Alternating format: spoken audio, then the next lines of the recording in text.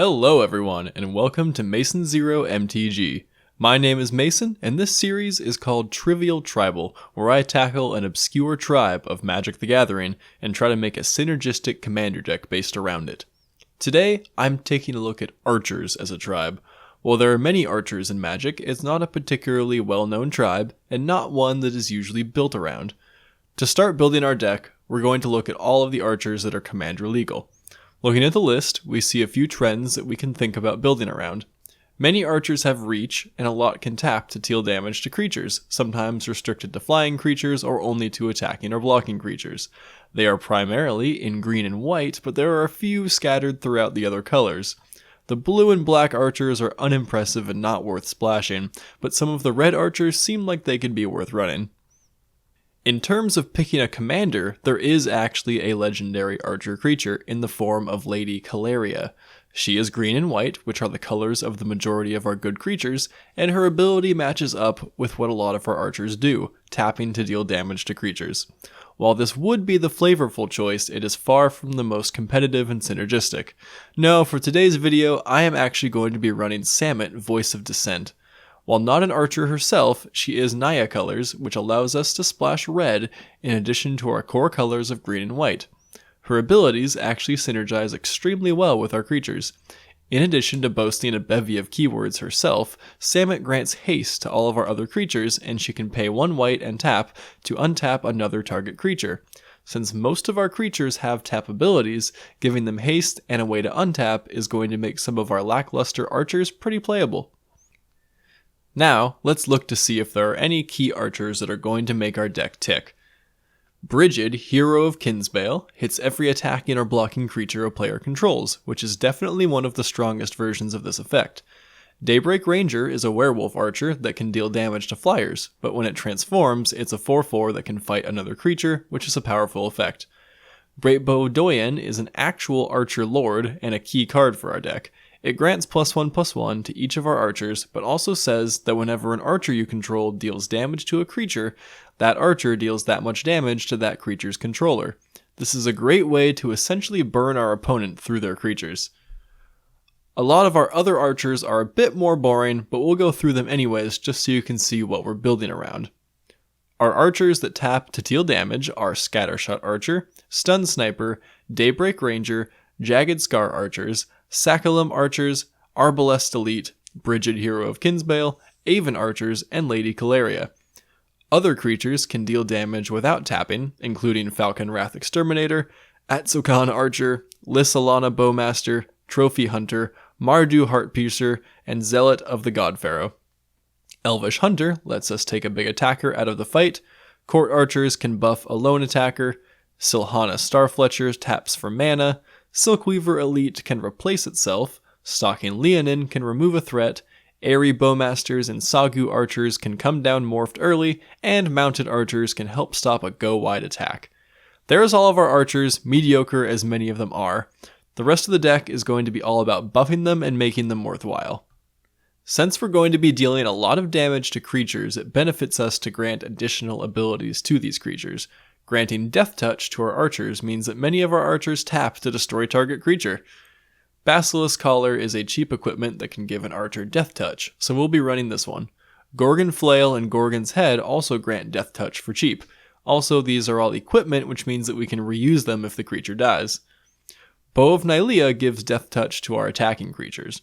Our archers will not always be attacking unless we have a way to untap them all on command and use their tap abilities. However, this is a very flavorful card and comes with a lot of useful modes, including buffing up our archers with counters and another way to take down flyers.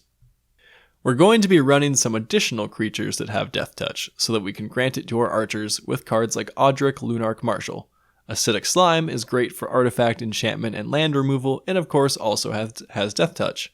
Deathmist Raptor is useful because there are a few morph archers that we can put in the deck to help us recur the raptor later on, and of course, it has Death Touch. Hornet Queen is a great card that makes a ton of Death Touching tokens, meaning that we should always have a Death Toucher around. This kind of seems like Magical Christmas Land, so we're going to run Worldly Tutor and Eladamri's Call to help us find Audric. Yisan the Wanderer Bard will also help us pull out creatures. Since we will have an untapped sub-theme, Yisun gets even better since he could be used multiple times per turn. Mwanvuli Beast Tracker is an interesting creature tutor that can bring up most of our archers, as well as any of our Death Touch creatures. It helps our deck function as a toolbox. We have some additional packages to go through to round out the deck. The first is untap effects, so that our archers can activate their abilities multiple times. Always Watching allows our archers to attack with vigilance and activate abilities before blockers. Quest for Renewal will be on in no time, allowing us to activate our tap abilities on our opponent's turns. Seedborn Muse also allows us to untap our non-creature permanents on other players' turns, which will be super useful. Next is our ramp package. Since we're in green, we get to run Kodama's Reach, Explosive Vegetation, and Farseek. Commander Sphere, Soul Ring, and the trio of on-color signets are our artifact ramp. Our removal package includes Swords to Plowshares, Chaos Warp, Krosan Grip, Return to Dust, Wrath of God, and Naya Charm.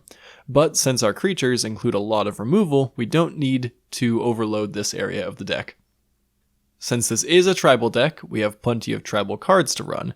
Urza's Incubator makes most of our archers cost only 1 or 2 mana, and Door of Destinies and Coat of Arms buff them up to make the most of our damage abilities.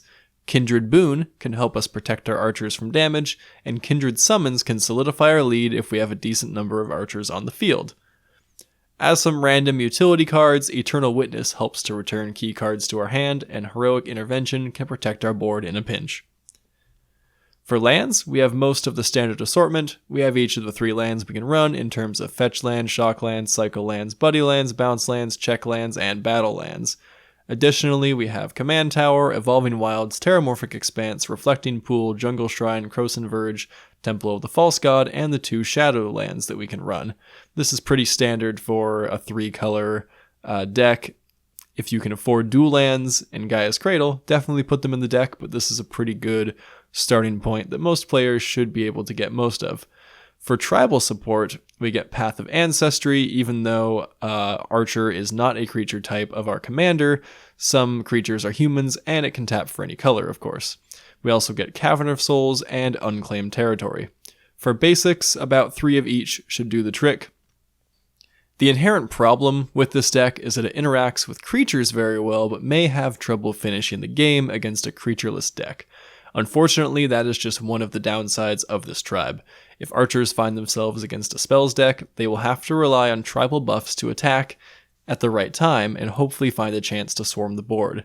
A few of our red creatures can hit players directly, and Great Bodoyan gives every archer a version of Searing Blood. This may not be enough extra reach, but we can hope it makes an impact, and the other players at the table might help us out. If you have any suggestions for tribal Naya archers, please leave a suggestion in the comments below. There are a lot of other choices that would be great to run in this deck. I can think of Dramoka's Command and Walking Ballista would be great if you take more of the +1/+1 counters route. There really are a lot of directions that this deck can go, and this is just kind of the baseline. Anyways, thanks for watching the first episode of Trivial Tribal. Let me know in the comments what silly tribes you'd like to see in the future, and share this video with your Magic playing friends if you think they'll like it. This has been Mason Zero MTG, and I'll see you in the next one.